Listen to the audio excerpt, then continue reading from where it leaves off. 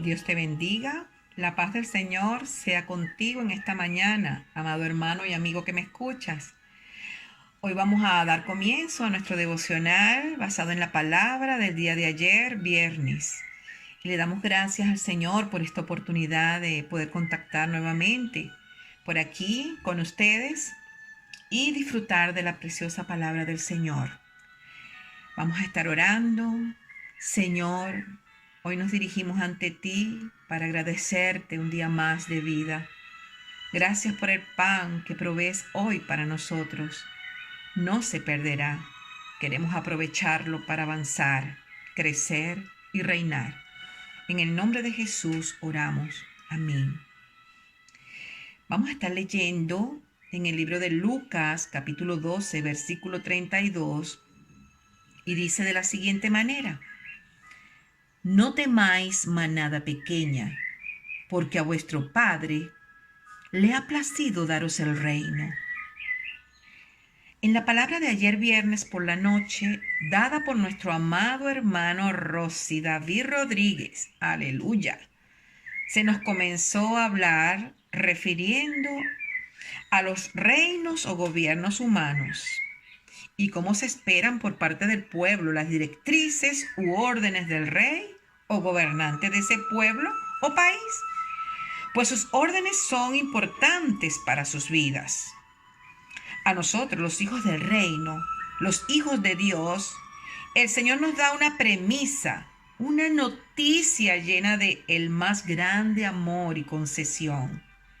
El Señor Jesús, el Hijo de Dios, nos dice que a nuestro papá, que es su Padre también, le ha nacido de su más pura voluntad y afecto otorgarnos, regalarnos, danos como herencia el reino, su reino, aleluya.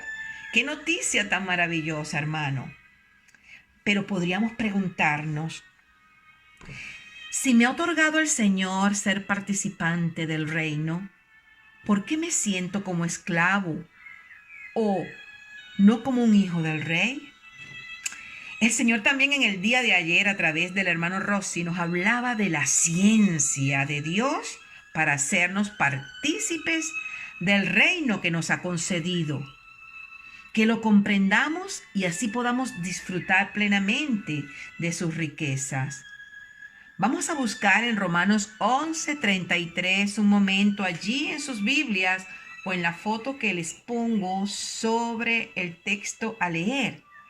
Y vamos a buscar allí cuál es la característica que se destaca a la ciencia o conocimiento de Dios, a sus juicios y a sus caminos. Vamos a buscar cuál es esa característica que destaca allí la palabra para describir la ciencia o el conocimiento de Dios. A ver, muy bien, así como estás leyendo, así como lees. Entonces, dice el versículo 33, oh profundidad de las riquezas de la sabiduría y de la ciencia de Dios, cuán insondables son sus juicios e inescrutable sus caminos. Señor Jesús. Sí, amado, como estás leyendo allí, qué precioso como Dios describe y dice que las riquezas de la sabiduría de la ciencia de Dios son profundas. Dice también que son insondables sus juicios e inescrutable sus caminos. Qué profundo, hermanos. Cuando dice profunda sabiduría, podríamos traducirlo como inmensa sabiduría, grande sabiduría, las riquezas de la sabiduría de Dios. Así las describe este versículo. También dice insondables. Son, ¿verdad?, poco comprensibles a veces lo que Dios hace, lo que determina. Sus juicios son insondables. Inescrutable. Es explicar o querer explicar lo que Dios hace en tus caminos y en mis caminos. Señor Jesús, profunda sabiduría, insondables juicios y inescrutables, caminos. Aleluya. Esta ciencia, esta sabiduría de Dios en su reino, como ciencia, amados, como toda ciencia es comprobable, como se dijo ayer. Y vamos a leer ahora por qué decimos que es comprobable. Si avanzamos un poquito más allí en el capítulo 12, se nos recordaba en la palabra, en los versos 1 y 2, y dice de la siguiente manera: así que, hermanos, os ruego por las misericordias de Dios, que presentéis vuestros cuerpos en sacrificio vivo, santo, agradable a Dios, que es vuestro culto racional. No os conforméis a este siglo, sino transformaos por medio de la renovación de vuestro entendimiento, para que comprobéis cuál sea la buena voluntad de Dios, agradable y perfecta. Entonces podríamos preguntarnos, ¿cómo define Dios allí? ¿Con qué palabras? El que nos presentemos ante Él como sacrificio vivo, santo y agradable. Allí leemos como culto racional, que es nuestro culto racional. ¿Lo miras allí? Mira la palabra. Un culto racional. Señor Jesús. Un culto racional teniendo en cuenta, razonando, destacando principalmente lo que el Señor ha hecho por nosotros. La palabra racional procede de la razón, de la lógica. Entonces, comenzamos a ver lo comprobable de vivir en el reino de Dios.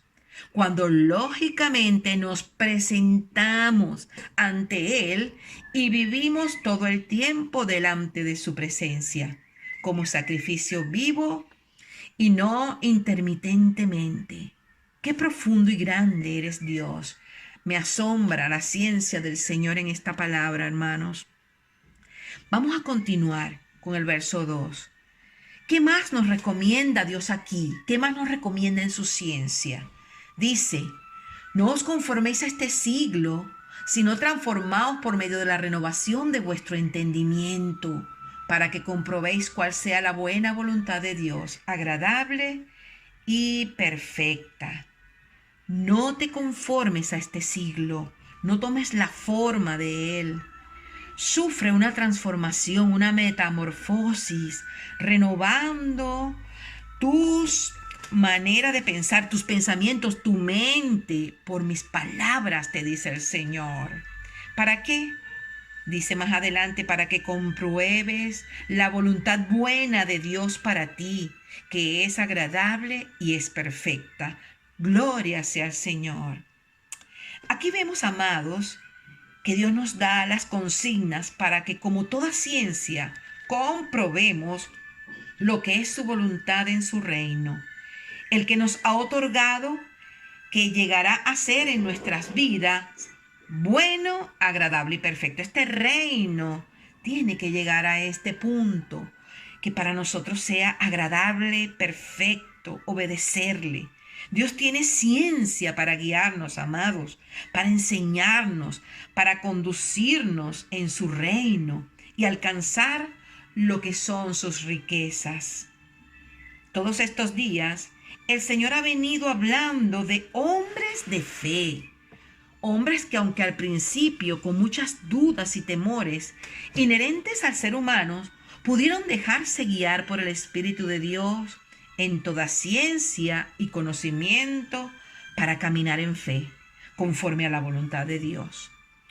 Uno de ellos fue el apóstol Pablo, que padeció una enfermedad, pero rogó al Señor 3 veces que se la quitara. Y Dios, en su ciencia, sabía que necesitaba ese aguijón en su carne para ser un vencedor. Y la ciencia estaba en que la gracia de Dios, el tenerlo a Él, al Señor dentro de Él mismo, era lo que necesitaba. Era suficiente. Le dijo: bástate mi gracia, mi amor es lo que tú necesitas y lo tienes. A Balaam también se le mostró que estaba errado en su desobediencia y que usó un asna para hablarle. Oh, qué insondables son sus métodos.